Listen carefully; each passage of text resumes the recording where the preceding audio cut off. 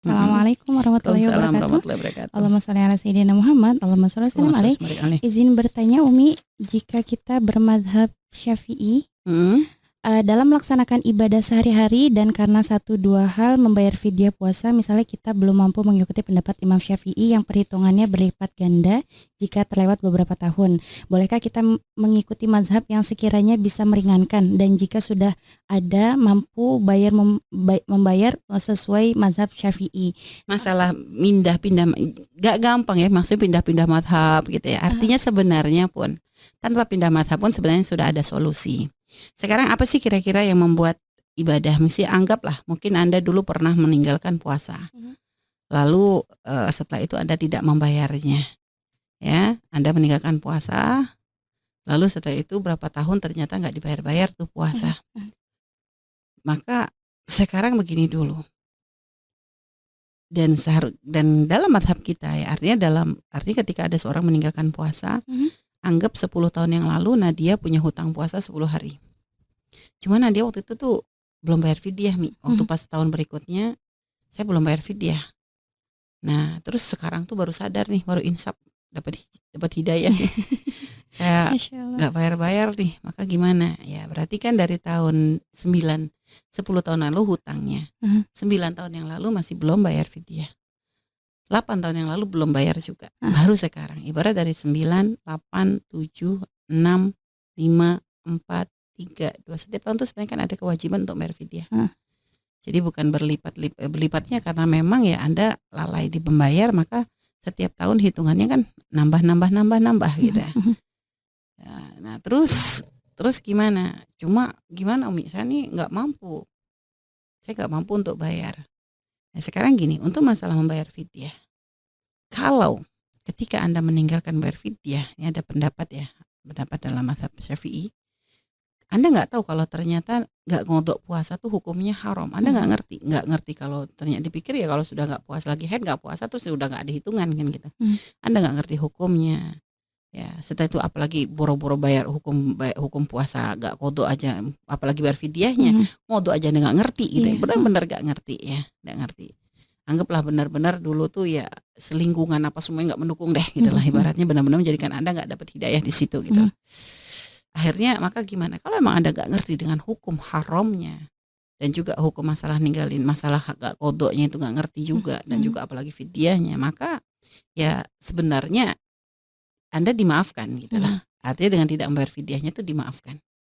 Tapi ini pendapat yang kedua, kalau Anda tahu haram, nggak kodok itu haram, ya Anda tahu kalau nggak mengkodok itu haram dan Anda nggak mengkodoknya juga, walaupun Anda nggak tahu tentang hukum fidyahnya, tapi Anda tahu kalau nggak mengkodok itu, kalau nggak membayar puasanya dengan puasa juga itu hukumnya haram. Anda ngerti itu, cuma Anda nggak ngerti masalah fidyah, maka Anda tetap punya kewajiban bayar fidyah.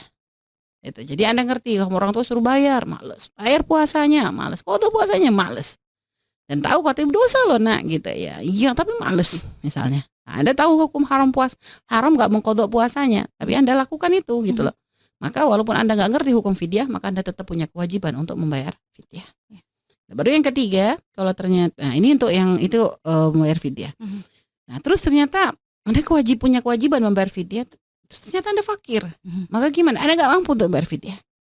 Apakah karena misalnya mungkin ada yang sakit ya harus bayar fidyahnya gitu, atau mungkin karena misalnya hamil dan menyusui karena atau mungkin misalnya yang wajib bayar fidyah setiap hari kan orang tua yang nggak bisa sembuh-sembuh atau sakit yang sudah nggak ada harapan kan gitu kan, itu kan wajib juga bayar fidyah kan gitu. Anggap Anda nggak mampu untuk itu misalnya. Maka seperti itu gimana? Nah, ini ada dua pendapat. Menurut Ibnu Hajar gugur sudah dengan ketidakmampuan itu menjadikan, karena fidyah diberikan kepada orang fakir. Karena Anda sendiri fakir. Kan gitu ya, Anda sendiri fakir, Anda malah harus dapat fidyah, bukan membayar fidyah gitu ya. Karena dan Anda pun membayar fidyah bukan karena keteledoran, karena misalnya ya tadi ada sakit nggak mampu bayar kan gitu ya. Maka pendapat Ibnu Hajar adalah gugur. Tapi dalam mazhab Imam Romli, maka Anda itu tetap dianggap punya hutang. Artinya kan fakir Anda mungkin tidak selamanya. Bisa saja sekarang fakir, tahun depan Anda kaya raya. Nah, siapa yang tahu kan gitu. Artinya kalau begitu dianggap hutang, sehingga kalau nanti Anda punya kemampuan ya baru Anda bayar, karena itu hutang kepada Allah gitu ya. Artinya nah cuma gitu. Ini kan secara hukum ya. Artinya kita kepengen ngajarkan kepada semuanya. Artinya ya jangan merasa kalau memang Anda ibaratnya masuk ke hal-hal yang misalnya seperti ini, ikhtiar itu penting lah, hati-hati lebih lah. Artinya kalau memang Anda merasa punya kewajiban, sudah wajibkan aja dulu. Kalau masalah ada di kemampuan ya, itu kan saya tadi ada solusi gitu loh, nggak perlu harus loncat madhab juga. Ada solusi. Kalau memang Anda tidak mampu ya ya sudah, berarti Anda ambil madhab Ibnu Hajar juga boleh kok, Anda bebas. Cuma artinya kita pengen menjadikan kita tuh ada ifah gitu ya. Masalah menjaga begitu tuh urusan masalah hutang kepada manusia, hutang kepada Allah. Artinya jangan ngentengin gitu. Takutnya ada orang tuh sebagian tuh merasa menjadikan kefakiran tuh seakan-akan menjadi sebab tidak bisa melakukan. Artinya kayak udah langsung pasrah dengan kefakiran. Kenapa kita nggak belajar dari sahabat Nabi Muhammad SAW ketika mereka mengadu kepada Nabi, dhahaba al-duthur bil ujur. Orang-orang kaya itu borong pahala. Giliran mereka dapat begini mereka ya. Jadi lihat, sahabat Nabi pun masih dalam kefakiran tuh nggak mau kalah dengan yang kaya. Mereka pengen gimana caranya tetap dapat pahala ya Allah. Artinya nggak mau pasrah dengan kefakiran. Artinya Anda jangan nyerah juga. Artinya yakin coba Anda bisa kaya. Gitu. Mungkin sekarang belum, tapi saya tadi pengen ya Allah. Kalau saya punya ini akan saya bayar. Nah, begitu dong. Jadi jangan langsung saya cuma fakir. Saya fakir. Jadi gitu. Hanya ngerasa fakir, saya nggak perlu bayar zakat fitrah. Saya fakir kok. Fakir beneran kalau memang begitu. Jadi jangan merasa nyaman dengan kefakiran. Jadi walaupun fakir jangan merasa Anda tuh kayak fakir tuh jadi Anda nggak punya kewajiban untuk melakukan kebaikan apapun kan. Pintu-pintu kebaikan tuh selalu dibuka karena agama kita ini bukan untuk orang kaya saja, untuk orang fakir pun ada. Nabi kita ngajarin berbuat kebaikan tuh banyak. Nah untuk urusan seperti ini Allah nggak pernah memaksakan la yukallifullahu nafsan illa wus'aha. Allah nggak pernah memaksakan seorang di luar dari kemampuannya. Akan tetapi maksudnya jangan jadi orang yang pasrah saja. Artinya coba kita niatkan gitu. Insya Allah sekarang saya tidak mampu, tapi tahun depan insya Allah saya mampu gitu. Kenapa enggak? Dan kalau memang ternyata tahun depan diberi kemampuan, jangan mundur lagi. Ya sudah lah, berarti anggap itu hutang. Kalau memang mampu, beresin deh hutang-hutang dulu, urusan kepada Allah, jadi gitu. Jadi jangan menggampangkan. Allah nggak itu tadi, Allah la yukallif nafs. Nggak pernah memaksakan siapapun di luar dari kemampuan. Tapi ya gitu, jangan kita ngentengin. Nah itu ya. Jadi tadi kepada ukhti ya, tanpa harus Anda pindah mazhab sudah ada solusi sebenarnya. Tadi kefakiran, kalau memang fakir Ibnu Hajar gugur. Tapi tetap kalau Anda ingin menjaga untuk bisa lebih menjaga urusan syariat, maka ambil saja mazhab Imam Romli. Kalau satu tadi pun Anda sudah mengatakan jadi sudah mampu bayar, sudah Anda sebenarnya adalah orang mulia, Anda punya jadi punya kemuliaan di situ, maka lanjutkan. Jadi seperti itu. Wallahu a'lam bishawab. Baik, Masya Allah. Untuk yang bagaimana cara mengkodok puasa, Umi? Mengkodok gimana? Mengkodok lama ya dikodok aja. Dikodok biasa, nggak ada tambahan kan ya Umi ya? Ya kalau jadi ini kok tambahannya ya fidyahnya tadi gitu loh. Jadi ya kayak tadi Umi bilang, nah dia punya hutang 10 tahun yang lalu. Ya 10 tahun yang lalu punya hutang 10 tahun yang lalu tahun berapa sih Nadia? Tahun 2011 ya. 2011 ya. 2011 punya utang 10. Tahun 2012 belum dibayar ya. Berarti kan 10 itu nanti di bulan 2012 ya. Mungkin enaknya tuh kalau dibikin tabel ya, dibikin tabel. Anda tulis di sebelah pinggir sini, di bagian pinggir ini adalah tahun dari 2011, 2012, 2013, 2014 sampai 2021 ya. Nah, terus di bagian atas, jadi kalau mau dibikin tabel Anda tulis hutang puasanya. Nah, 2011 tulis di bagian pertama itu adalah hutang puasanya adalah 10 hari. Oke, 10 hari di 2011. Kasih total di 2011 ya. Arahnya ke atas itu 10. Utangnya 10 berarti kan baru dibayar nanti di 2012. Ditulis lagi di pas lurusan 2012 lurusnya dengan yang tadi 10 yang tadi ya, angka 10 tutang tadi. 2012 Anda tulis 10. Belum dibayar. 2013 belum dibayar juga tuh puasanya, Anda tulis 10. 2014 belum dibayar juga, Anda tulis 10. 10. Oke ya, sampai 2021. Setelah itu di tabel berikutnya 2012 kan mungkin Anda head lagi. Nah, berapa tuh kira-kiranya? 5 Mi. Oke, 5. Biar saya kira-kira sih 5 Mi. Dah, ya oke lah 5. Kira-kira kan Anda lupa kan? Yeah. Oke, 5. Dan belum dibayar juga? Belum juga Mi. Oke. 2012 Anda punya hutang 5. Kasih total ibaratnya gitu. Nanti di 2013 ya, Anda lurusan dengan angka 5 tadi, kasih tulisan 5. Terus ke bawah sampai 2021 5. Terus begitu. Sebelahnya juga begitu. Terus begitu. Dan nanti jadi sampai 2021 kira-kira berapa hutang Anda. Nah, untuk puasa memang tidak ada pengulangan tiap tahun.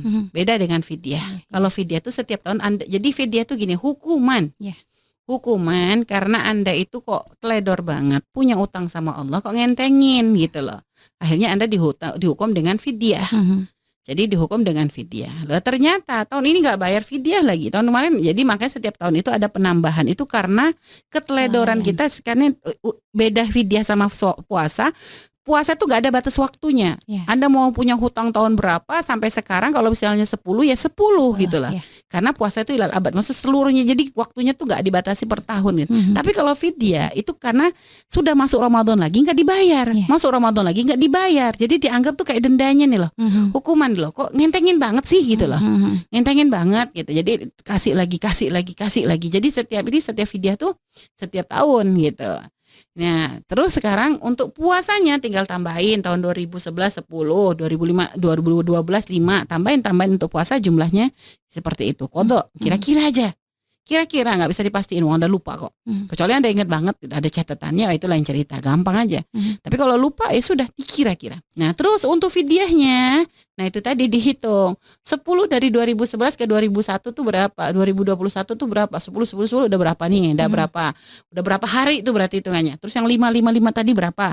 Jumlahin tuh semuanya, selurusannya tuh jumlahin total. Insya Allah nanti kita mau bikin videonya juga ya, mungkin untuk tutorial langsung. Kalau orang sekarang banyak tutorial dandan, tutorial ini kita bikin tutorial menghitung fidyah kayaknya. Karena kalau Umi masih pakai gitu, kayaknya kalau yang setengah ngantuk gak paham juga nih. Nanti insya Allah secepatnya ya akan kita garap ya untuk membantu para akhwat yang kayaknya banyak yang bayar fidyah. Bayar ini terutama ya. Ini ibu hamil dan menyusui. Iya, ibu hamil dan menyusui. Dan juga banyak, subhanallah, sekarang ini banyak teman-teman yang hijrah yang mereka tuh kepengen banget membayar fidyah. Walaupun dulu memang misalnya mereka gak ngerti tentang urusan begitu, tapi ada keinginan, kita dukung. Kemarin aja baru ngitung nih, ada satu orang tuh sampai sampai 1.400 berapa kilo gitu pokoknya, berarti 1 ton. Ya sudah, dia bilang dia pengen bayar ya, oke sudah, bismillah, alhamdulillah berkah, insya Allah, yakin. Walaupun dulu dia waktu itu masih belum hijrah, dia hitung dari usianya waktu pas masih baru head, bayang sekarang umurnya udah 40-50 ya kan, berapa coba utang. Nah, itu ya. Tapi subhanallah, kami sangat mendukung orang-orang yang seperti itu tuh, luar biasa. Mereka punya rindu, ya insya Allah Allah ganti dengan rezeki lebih banyak lagi. Yakin sama Allah. Yang penting ada azam ya. Ada keinginan, ada kerinduan untuk ya penyesalan gitu ya. Jadi gitu. Jadi Anda tambahkan tadi semuanya. Setelah itu nanti dari hari-hari yang sudah Anda tambahkan 10 kali 10 berarti ya. 5 kali berapa, ini kali berapa, semuanya totalnya berapa. Nah, itu tambahkan. Total yang di bawah tuh tambahkan semuanya. Nanti dari situ, berarti itu hari. Nah, kalikan dengan 6,7 on. Kalikan 6,7 on ya. Jadi belum sampai sekilo, satu harinya 6,7 on. Tinggal nanti berapa totalnya. Oh, ternyata dapatnya berapa ratus kilo nih. Sudahlah, bismillah. Cicil kayak tadi ya, semampunya. Cicil namanya hutang sama Allah, Kak. Kalau ada punya rezeki, sisihkan gitu ya. Yang penting ada keriduan. Dan insyaallah husnudzon. Kalau orang punya keinginan begitu akan digampangkan rezekinya oleh Allah. Allah alam bisawab. Semoga Allah mampukan kita semua ya, Masya Allah. Insyaallah.